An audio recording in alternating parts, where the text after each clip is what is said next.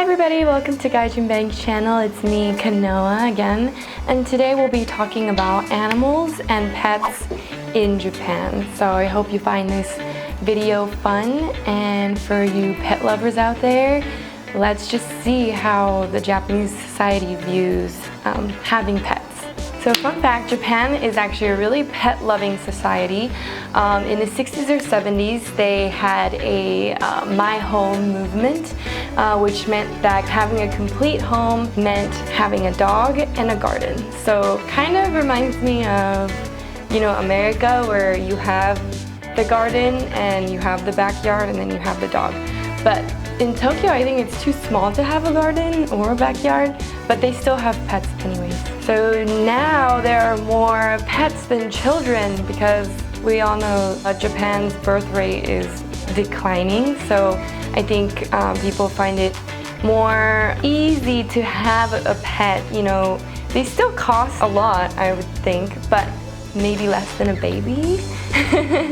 So you see a lot of things like pet-friendly restaurants, cat cafe, there's like a Shiba-ken cafe, there's like owl cafes and so many animal cafes. There are numerous clothing shops for dogs and cats. I don't know if cats wear clothes or if they would let you put it on them, but dogs for sure.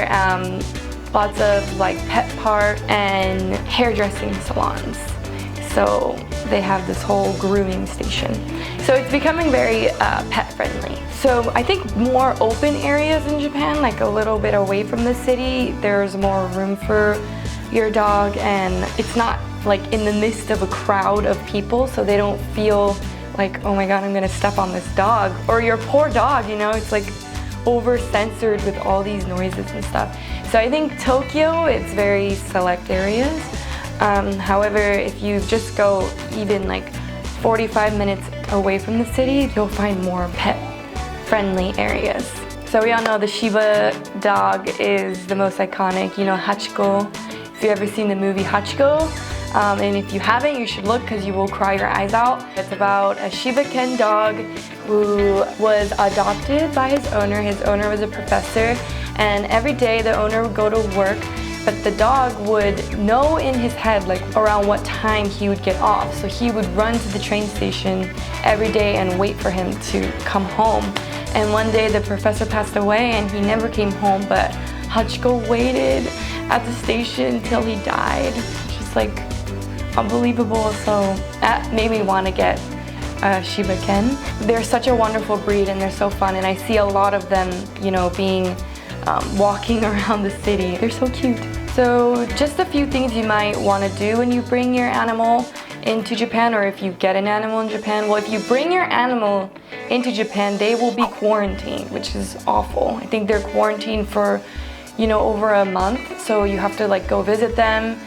They're like in puppy jail. It's horrible. But if you get a dog just regularly out here, very expensive, but so cute and little.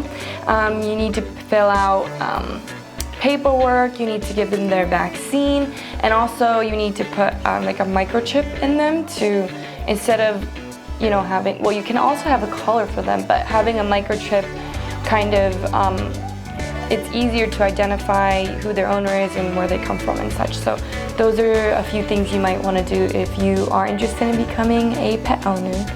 So some iconic animals that have been part of Japanese storytelling and myths and for a while are foxes. So foxes are kind of written to be like these mystical creatures. They have like this, magical aura. Sometimes they take place in human form, known to be in the Miyagi Mountains. If you see them, they're very spiritual. So they are very adored in the Japanese culture. Next is tanuki, which also means raccoon. So it's really weird. They're part of a lot of, myths and stories and stuff.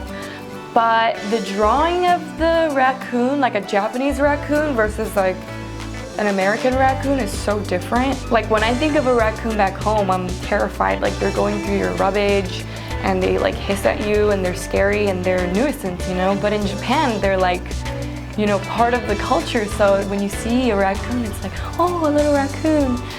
Sometimes they even have little statues of a raccoon. It's a specific raccoon. He has like a little like straw hat on, and he's like in front of, you know, the restaurant businesses or in front of the doors.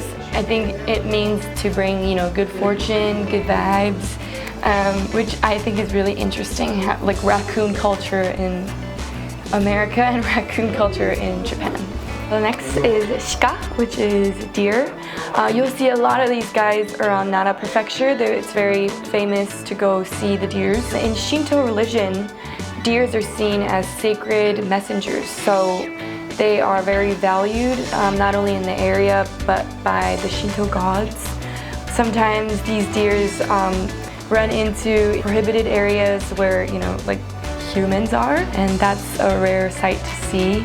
But these deers are really cool, and they really seem to be fond of humans, probably because we give them food and bread. But if you ever get a chance, please go check out the deers. And last but not least, monkeys or saru. They are seen as more of like a funny character. You can go see the snow monkeys just a little away from Tokyo.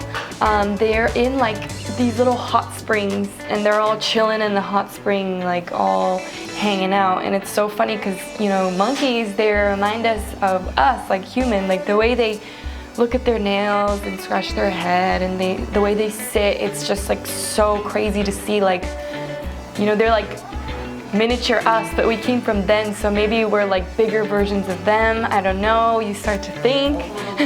But they're also very sacred. Sometimes they're seen as a negative animal sometimes because they vandalize the streets. They go and take and rummage through the trash, or they had scenarios where people are grocery shopping. Like, this is way out in the country, but people are grocery shopping and they're walking, and the monkey will come and like steal their groceries, or, you know, something like that, because they're so smart. So sometimes they're a little conniving, but they're so cute to see. Even like the little baby monkeys are so cute. If you ever get a chance, go check out the monkeys. Okay everybody, I hope all the animal lovers out there enjoyed this video. I had a lot of fun because I really love animals too. I will see you in the next video. Bye!